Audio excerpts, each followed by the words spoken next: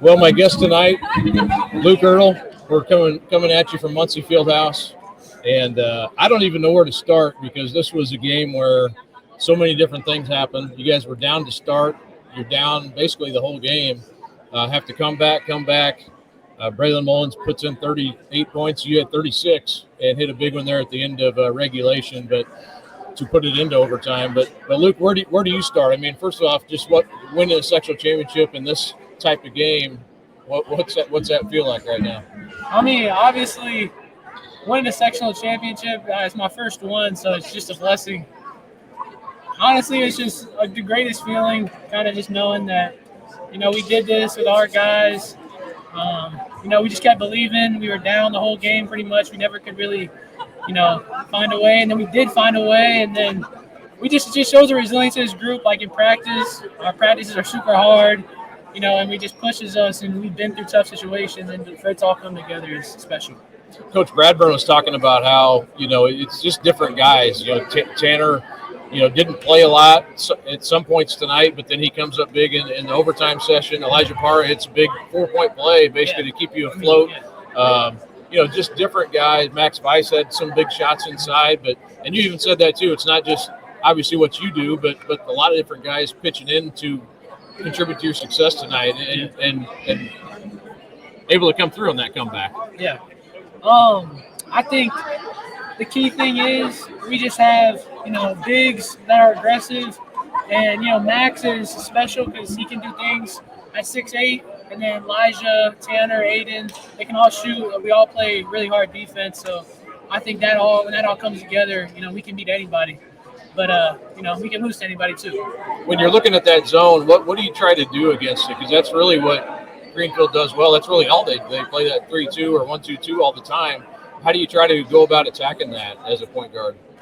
Yeah, I mean, if you don't do it right, it feels like three guys are guarding you because they're kind of all at the top there with using their length. So you got to overload sides, get it to the wing, and then have the short guy come over and then get it there, and then from there it's kind of mismatches, and then get it on reversals and kind of attacking downhill from there. But they do a really good job because you have a 6'6" dude in the middle who's rangy, and then you got Mikey and Boston's good with his hands, so it's a good zone.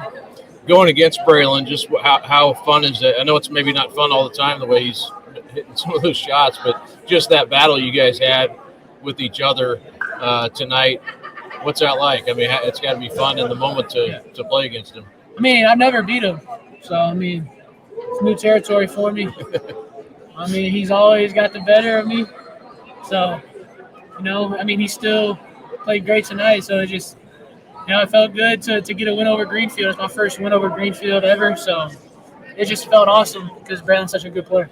When you look at what this team has been able to do this year, I mean, what just maybe what you envisioned going into the season, or what did you kind of think about this team generally going into the year? Yeah, I mean, I knew, obviously we had two transfers leave. People didn't think, people thought we were going to be okay, but I always thought we could do something special. We had a little stretch where everybody was injured or sick or whatever it was in the middle of the year. We had some bad things happen then, but now we're healthy and we're playing our best basketball. Like, look at the last couple games. We lost to OT in Westfield, but every other game we've kind of been in it or won it. So. And not only did you beat Greenfield tonight, you had to beat Anderson last night in a game that was close going into the fourth quarter. You guys kind of pulled away, but two different really types of teams you beat in two different nights. How do you even prepare for both those games going into the week?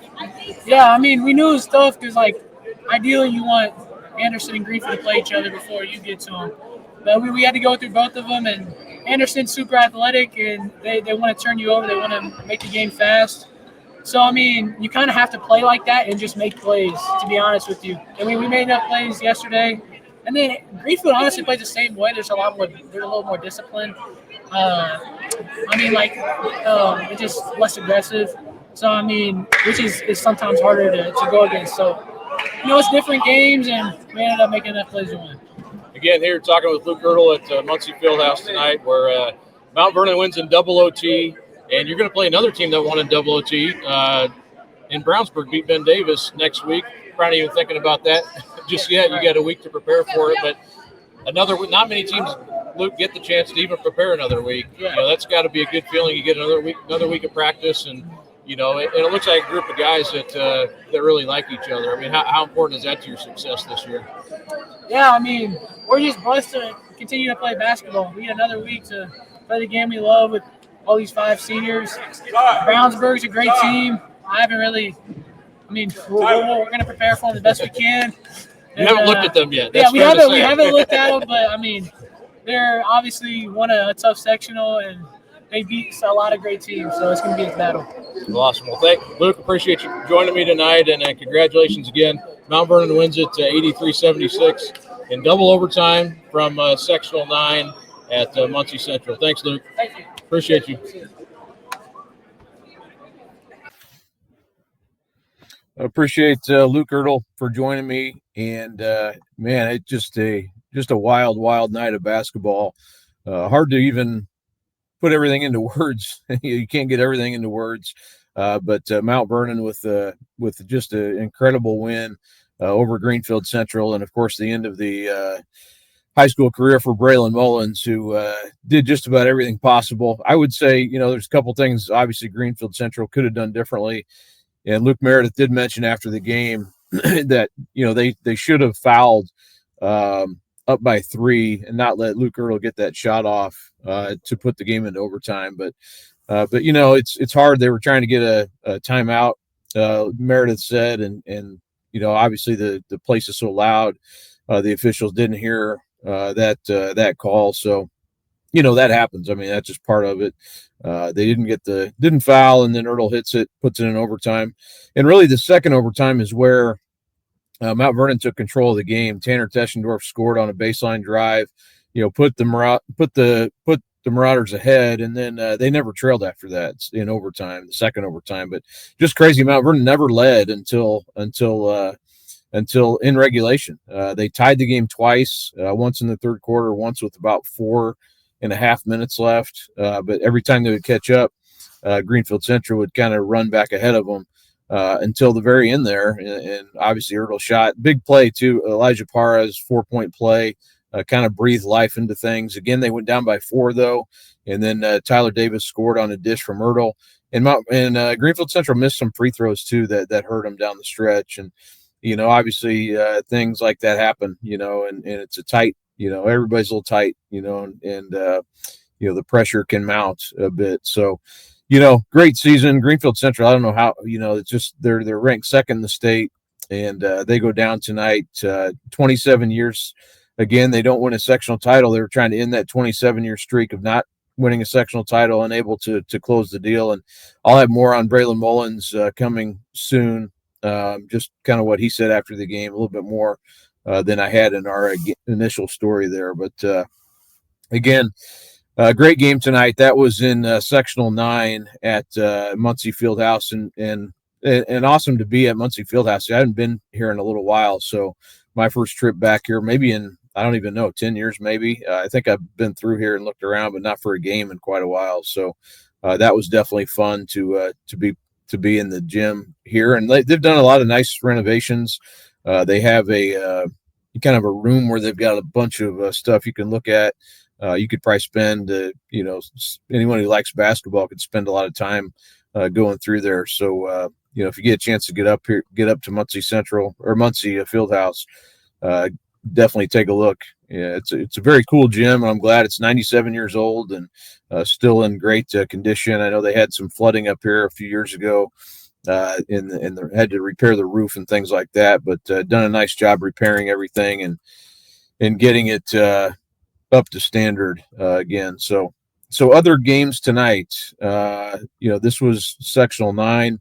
You can find our roundup again at IndyStar.com. Fishers beats Noblesville. This was a tough game. Figured it would be. Noblesville led for a good chunk of this game, and Fishers had to come back.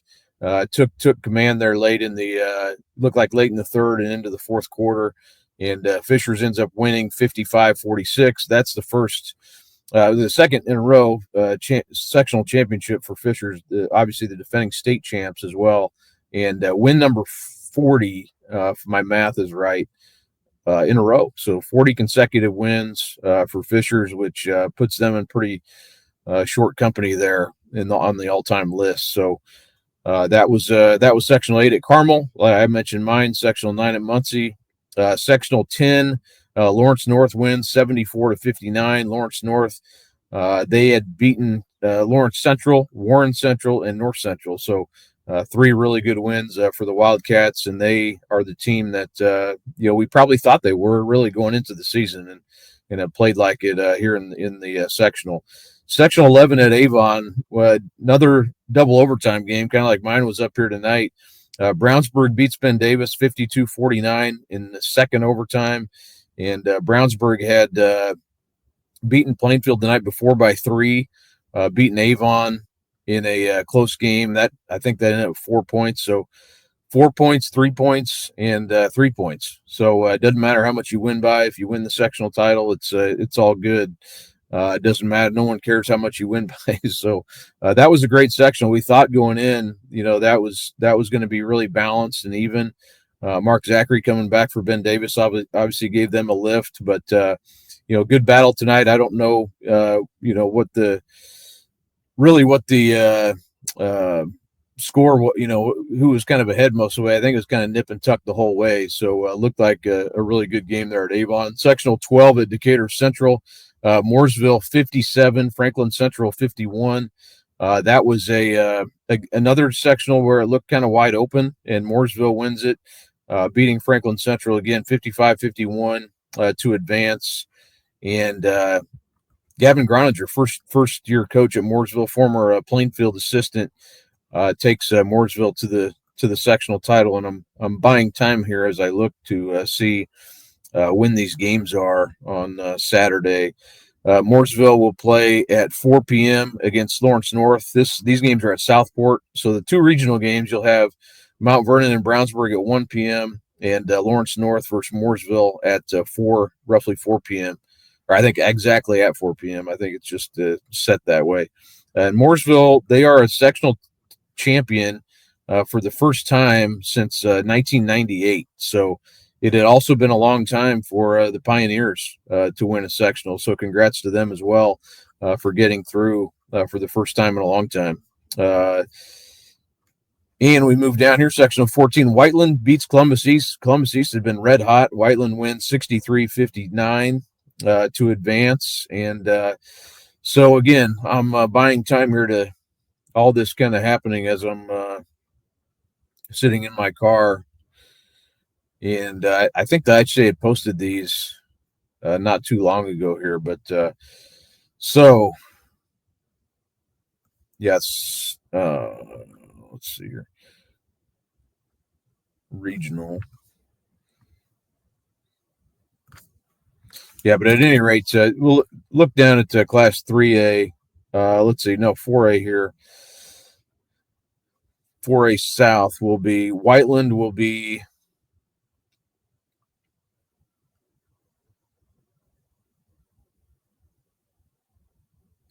playing Terre Haute North at the Hatchet House in Washington. That will be a 7 p.m. game. And if I'm reading that right, that will be,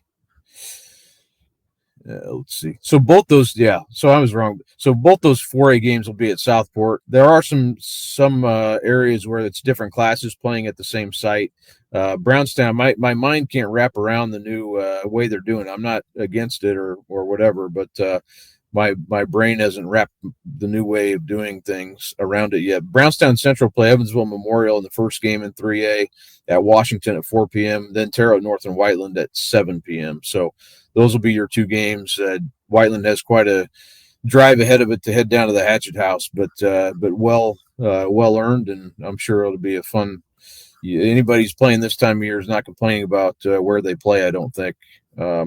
So also, let's see here, going down in 3A again, kind of bouncing around here, but wanted to get through our Central Indiana winners tonight for sure, and congratulate everybody who won sectional titles tonight. Guerin Catholic beat Tri-West 63-39 at Frankfort. Guerin Catholic has won the sectional for the 4th time in 5 years. So Guerin gets through a tough sectional there, beats Brebeuf, and beats Tri-West tonight. Tri-West had really been on a good run. Addicts was given a pretty tough game by Shortridge, ends up 71-55. So Addicts one night after knocking off number 1 Cathedral. Sometimes the toughest thing is coming back the next night and winning, and they beat Shortridge 71-55 at Shortridge.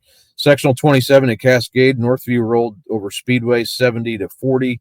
Sectional 28 at Shelbyville, also in 3A. New Pal 65, Roncalli 55. That's 3 in a row now for New Pal winning sectional titles. Of course, they were in 4A the last couple of years, and they would have been up here playing if the change hadn't happened. So what an event that would have been, too, if they would have been back here. But Class 2A, Western Boone wins. Western Boone, I believe that's the first one in 25 years, 55-37. University, maybe a little bit of an upset, beats Cardinal Ritter 58-43 at Park Tudor in sectional 42. Triton Central beats Ascena 37-30 in sectional 43. And then in 1A, Lutheran beats Metropolitan 59-49. I know LJ Ward back and playing with Lutheran, had been out with an injury. And sectional 59, Decatur Central 49-36 over Edinburgh. So those are our local winners tonight. And again, you can find all that IndyStar.com. We have more highlights and whatnot and everything as far as game stories and those sorts of things. So you can check all that out as well at IndyStar.com. But checking out some of the other matchups as we get into the regional round here next Saturday, we kind of breathe a sigh of relief and move on to next week. But you'll have South Bend St. Joe against Columbia City. Both those teams won sectional titles up north. That'll be in 3A. South Bend Riley and Warsaw. So Warsaw, and I should go through some of these scores from tonight as well from around the state in these sectional title games. Crown Point beat Lake Central. Scrolling through here, Warsaw beat Northridge in overtime. That was 78-74 at Elkhart. So we knew that'd be a really good game. It turned out to be. Homestead, a bit of an upset over Fort Wayne, 56-52. That at Fort Wayne. Harrison beat Kokomo 70-63. So Harrison gets through. That game played at Kokomo. So that maybe I don't even think that's a surprise really, but a big win. And also Jeffersonville over New Albany, 62-47. Saw that score earlier. Evansville Harrison beats Evansville Wrights 68-61. And again, on some of these scores, South Bend St. Joe, a 2-point win over Culver, had beat them by 1 earlier this season. So South Bend St. Joe really pushed again by Culver, but they do get the win. They were in the state finals last year, and definitely a team we've been tracking all year. Columbia City, kind of an upset team this week. They beat Tippecanoe Valley 45-43 after beating Northwood earlier this week. Marion 92-88 over New Haven. That's obviously a wild one at Belmont tonight, so Marion gets through. Maconaquah 88, Logansport 77. Mentioned some of these other scores already from the area teams. Jennings County beats South Dearborn 69-55. One of the biggest games, Brownstown Central 52-50 over Silver Creek. That game at Charlestown. Princeton wins at Southridge, and Evansville Memorial wins at Boonville. Princeton beat Washington 43-33. Other games of note, let's see here. Tipton beat Frankton 43-42. That game at Frankton. Wapahani, the defending state champs or defending runner-ups from last year, 74-46 at Blackford over Madison Grant. And some of these South Ripley beat Southwestern Hanover by 15. That was a game I covered earlier this season in the regular season. So South Ripley wins to advance by a little bit wider margin this time. Providence beat Paoli 41-40. That was a really good game in 2A. Forest Park beats Mater Dei 69-67 at Tell City. And then in 1A, let's move on down here. Clay City beats North Central 82-40. So the number one team moves on. Orleans, they win the sectional for the first time in quite a while, 42-34 at Lagodi over North Davies in that one. So Hauser wins. Really good team there as well. Liberty Christian, really good team as well. They advance. So that's not all the scores, but that's a lot. And I probably need to be hitting the road here. But appreciate you joining me here. A little bit of a shorter podcast tonight, but yeah, really good games tonight. Looking forward to regional week and game tonight at Muncie Fieldhouse that will go down in the history books. A really, really great game, and it's a cliche, but just it's a shame someone had to lose that game, because that was a fantastic game. And there's a lot of things that that Luke Ertel did tonight and Mount Vernon did tonight that were just incredible. That coming back the way they did so many times was just a real testament to their will. So congrats to everyone out there winning sectional titles, and we will talk to you next time.